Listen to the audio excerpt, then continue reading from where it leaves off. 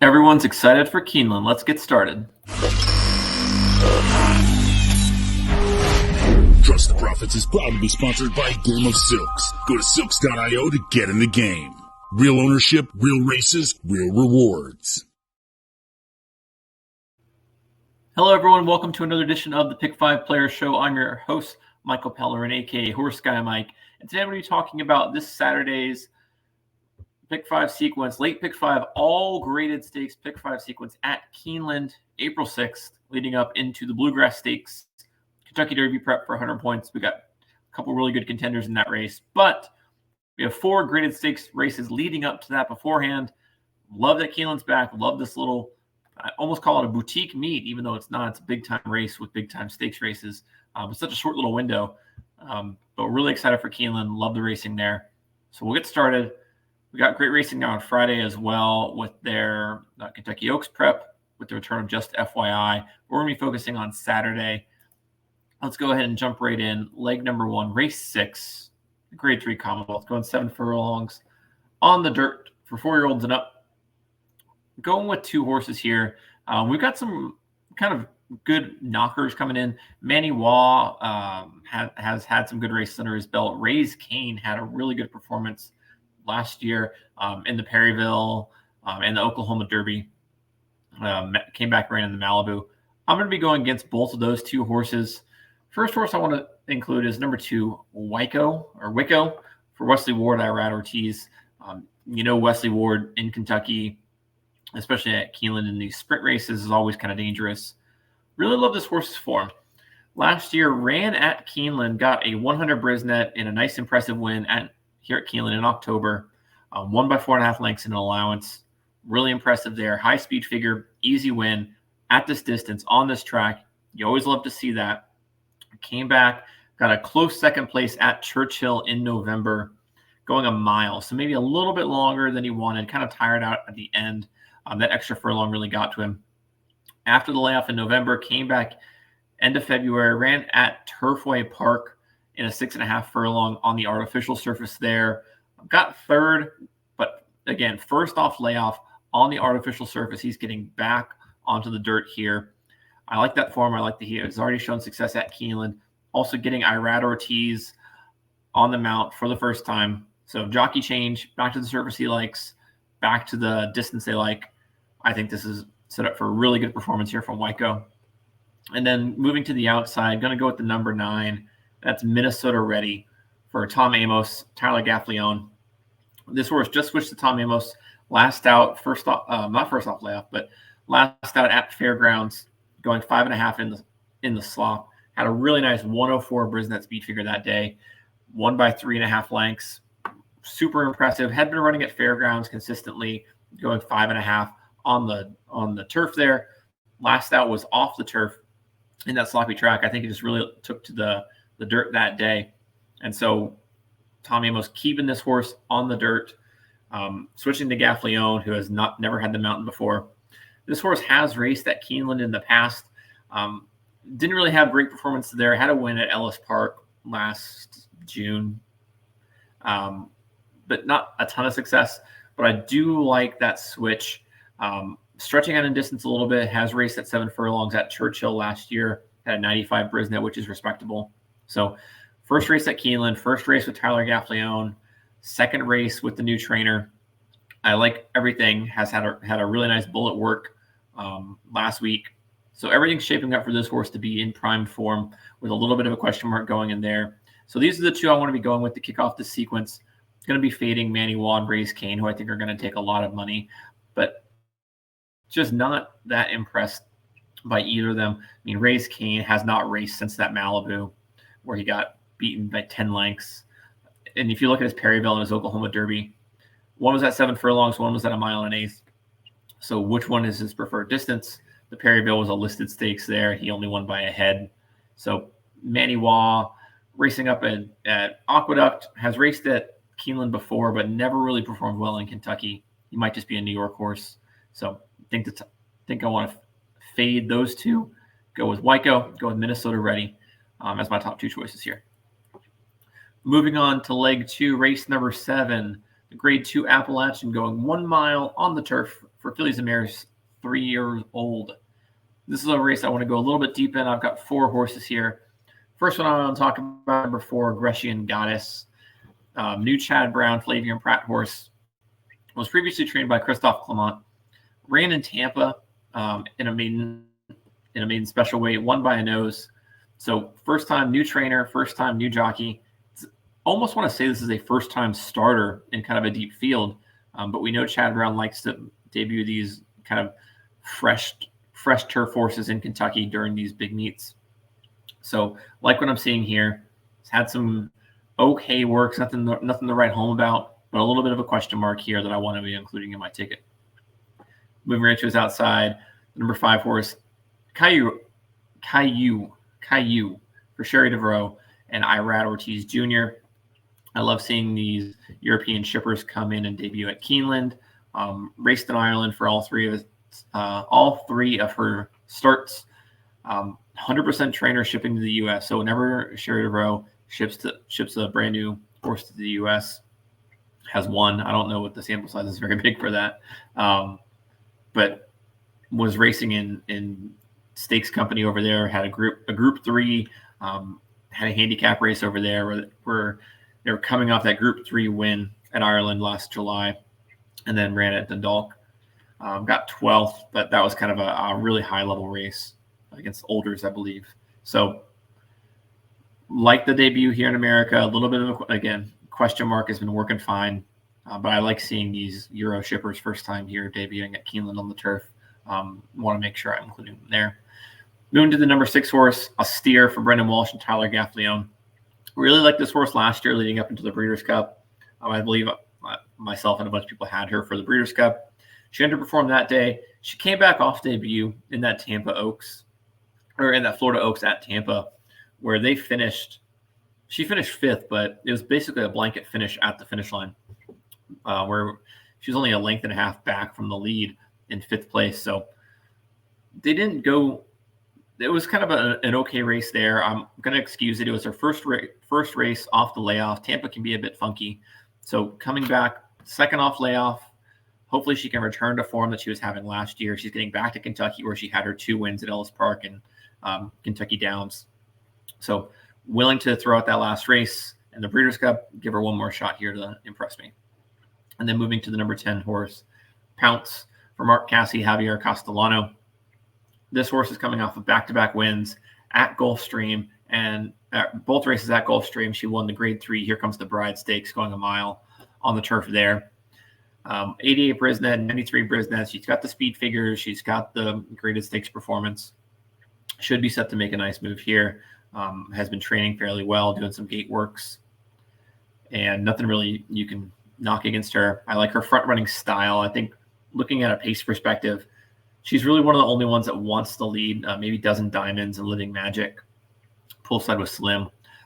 So she should be sitting there, 3rd or 4th, coming around the turn for home, whereas Austere is kind of a mid or further pack. Grecian Goddess is a closer based on her 1 race.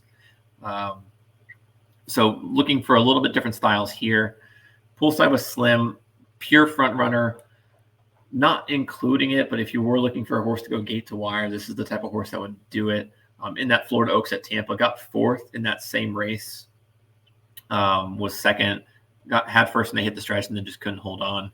So if you liked that race and you're going with a steer, maybe Poolside was slim, is able to hold on for first year. I'm just going to kind of go against her. I'm thinking we're going to get some prices somewhere else. So these are the 4 that I'm going to be including as we move on to leg number 3. So let's look at leg 3, race 8, the Grade 1 Madison, going 7 furlongs on the dirt for fillies and mares. And I'm really excited to see one of these horses back, and that's the number 2 horse, Red Carpet Ready. Was a big fan of this horse last year during her 3-year-old season, and she debuted with 3 straight wins. Stretched out in that Devona Dale.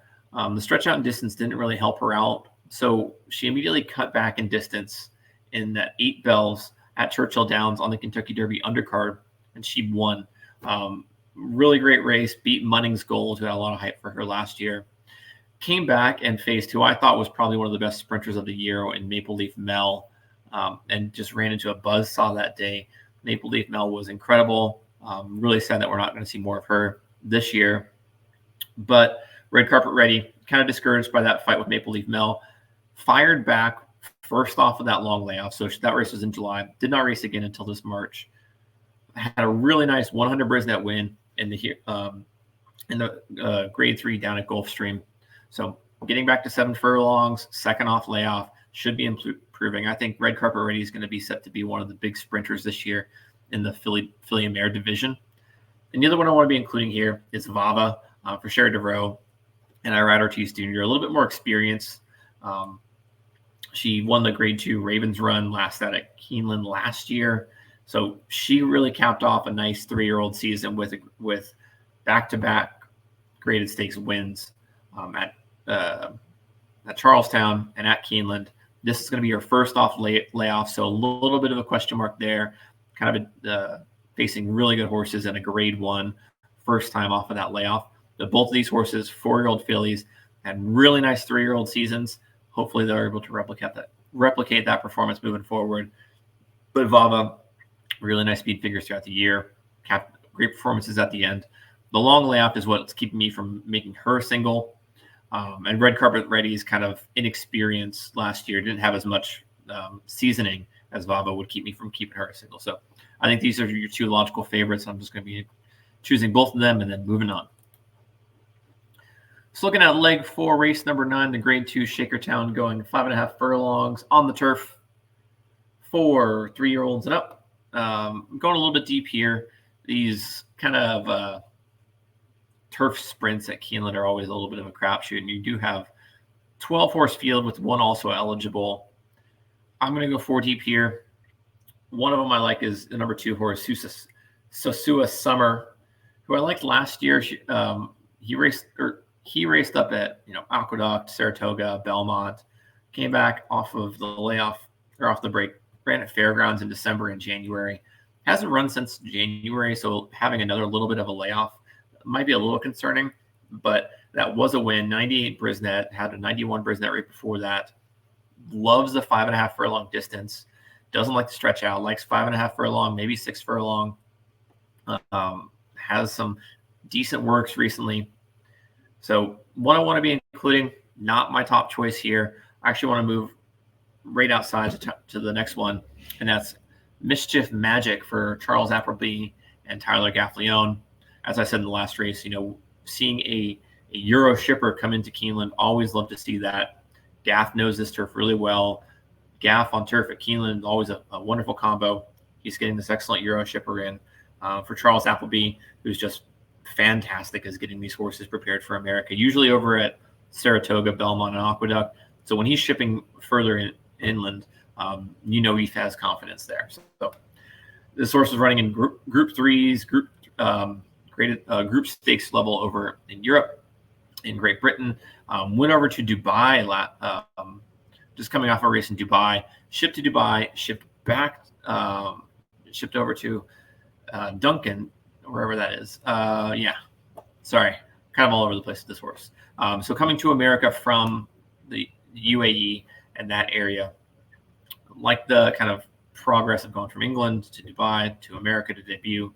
Hopefully stays here in America and just runs with us the rest of the year in these turf sprints. Sorry, that was a little rambling there, but big fan of that horse. And then number 4 horse, Beer Can Man. I like the Breeders' Cup turf sprint pedigree that this horse has. Obviously finished well beaten, 7th place. But first off with that Breeders' Cup layoff, going into this spot, really ambitious spot to come back off of. Had some good wins last year at Pimlico, performed well at Del Mar. Never could really get over that hump of getting wins. Had 1 or 2 wins last year, one at Del Mar, one at Pimlico on the Preakness undercard. Was just knocking up at second and third, but facing really good horses, graded stakes level horses all year long. First race as a 6-year-old, I think Beer Can Man's got a shot here, and I think you should get a fairly good price. I always love seeing Phil D'Amato send his horses out of California. Whenever you see that, always gotta love that confidence. And then right to the outside of that, number 6 horse, Arzak for Michael Trombetta and Irad Ortiz. Again, another horse that has not raced since the Breeders' Cup. So again, another level of confidence, debuting in a Grade 2 after the Breeders' Cup. It's very similar to Beer Can Man, was in a lot of graded stakes races, maybe up at Woodbine and Aqueduct, but had a really nice performance at Keeneland last year in the Woodford, won that race by 2 lengths in October. So getting back to Keeneland, getting back to a distance and a surface that he likes, I think Arzak should be the one to beat here. I don't have the morning lens on me, but it feels like this one should be your deserving favorite. I'm going 4 deep here. Probably could go even deeper. These turf sprints are always a little bit of a crapshoot. So if you want to include one more, I do like Front Run the Fed. Had a couple good races last year. Speed figures aren't there as much, but probably who I'd be including if I was to go with one more. And then last up, leg 5, race number 10, the Grade 1 Bluegrass Stakes, going 1 mile and 1/8 on the dirt. For 3-year-olds, Kentucky Derby prep, 100 points on the line here. We saw a really impressive win by Fierceness last week in the Florida Derby, who will probably be your Derby favorite unless a horse here just blows away that performance. But I don't see anyone here getting 110 buyer, just from the nature of the 2 best horses here being a little bit different style. So let's talk about the horse I'm not including, and that's the number 4, Dornoch. Dornoch could have one of those Fierceness style performances because Dornoch is an on the lead style horse. His Fountain of Youth got on the lead, just basically went gate to wire. Everyone scratched out of that race. I think there was less than 8 horses when they hit the starting gate. I can't remember how many they had, but it was not a big field. All the top horses scratched out. So we were all excited to see Dornoch after that great performance in the Remsen last year. So did nothing in his debut to doubt his pedigree going forward or his potential going forward. But it's just kind of a question mark there. I would much prefer to go with the number 10 horse, and that's Sierra Leone, who is that deep closer style. And the reason is, looking at his last race was that Risen Star. So Dornoch and Sierra Leone met in that Remsen last year, where Dornoch was able to just keep on the lead. Dornoch caught his nose at the wire, barely got beat, but Sierra Leone came back in that Risen Star, and they had the most glacial pace I've ever seen. They went 49 for the half, minute 14, and still able to close into that. Track Phantom had his way of that track the entire time. You thought he was just going to walk all the way home. Sierra Leone closed into a glacial pace. So any type of pace that this race is going to get, and you got to assume with 11 horses, someone's going to challenge Dornoch and kind of push up there. Sierra Leone's going to have a much better time closing into this. Got to love it. Gun Runner, Tyler Gaffleone, Chad Brown. That's a winning combo in my book. Been working out great. But again, this is not a horse where I'm going to see a 110 buyer come up. This is a horse where either it's going to be a gutsy finish at the end, like a 98, where they're just, closing in on the leader, or this horse is going to get the lead down when they turn for home. Everyone else is going to just be dead tired from the pace, and he'll just be able to walk home under wraps. We've seen a lot of good close finishes here at the Bluegrass the past couple of years with closers. Some really impressive performances there. I've been against closers in the Derby moving forward, but I think this year it's going to be I'm going to change that up a little bit. So hoping to see a big performance from Sierra Leone, who was flattered a lot by Catching Freedom, who was also a closer and got beaten by Sierra Leone in that Remsen. Catching Freedom came back and won the Louisiana Derby, looking great in that race when he was able to close into a faster pace. So if Catching Freedom's able to close into a faster pace, Sierra Leone's going to look incredible here. So looking at speed horses for this race, you've got Dornoch, who's an E8, Epic Ride, who's an E6, Good Money, Lat Long, Just a Touch. Those are all EP style horses. And Sino is really the only S-type horse in here besides Sierra Leone. So you've got a lot of horses who are going to be close to the lead or mid-pack. Should see a good pace here. I'm going to single Sierra Leone to finish my ticket. And hopefully my Derby horse moving forward. So here's a look at my ticket. Going 2, 9, 4, 5, 6, 10, 2, 8, 2, 3, 4, 6, then singling the 10. Total ticket cost is only $32. Good luck to everyone this weekend at Keeneland. Make sure to follow along at Trust the Profits. Follow me on Twitter at HorseGuyMike. Comment below. Let me know who your Derby pick is so far, who your most likely single is for this weekend at Keeneland. Best of luck, everyone.